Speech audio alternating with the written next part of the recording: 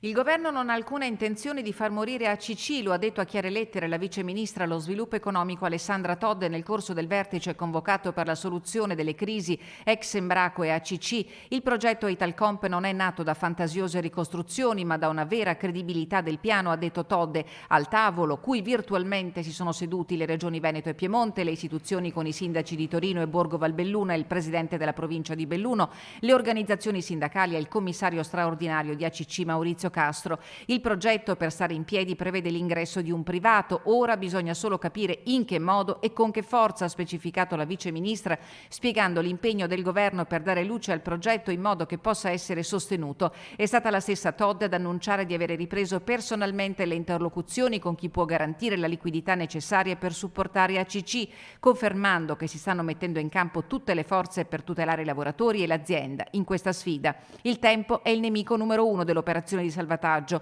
e l'incontro non ha avuto l'effetto rassicurante.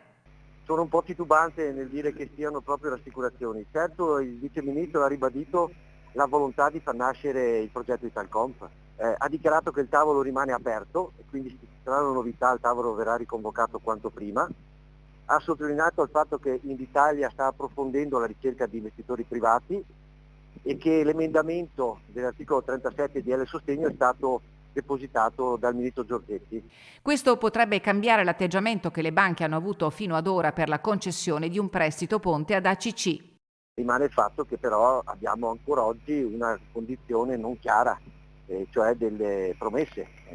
Se queste promesse verranno mantenute lo verificheremo nei prossimi giorni. Giovedì è stato il commissario Castro a comunicare alle organizzazioni sindacali la data limite del 2 giugno. Il governo ha confermato l'avvio di trattative con Invitalia per un intervento sulle banche, ma se non vi saranno garanzie di liquidità certa, quel giorno potrebbe rappresentare lo spartiacque fra la storia della metalmeccanica nel Bellunese e il De Profundis, cui nessuno vuol pensare.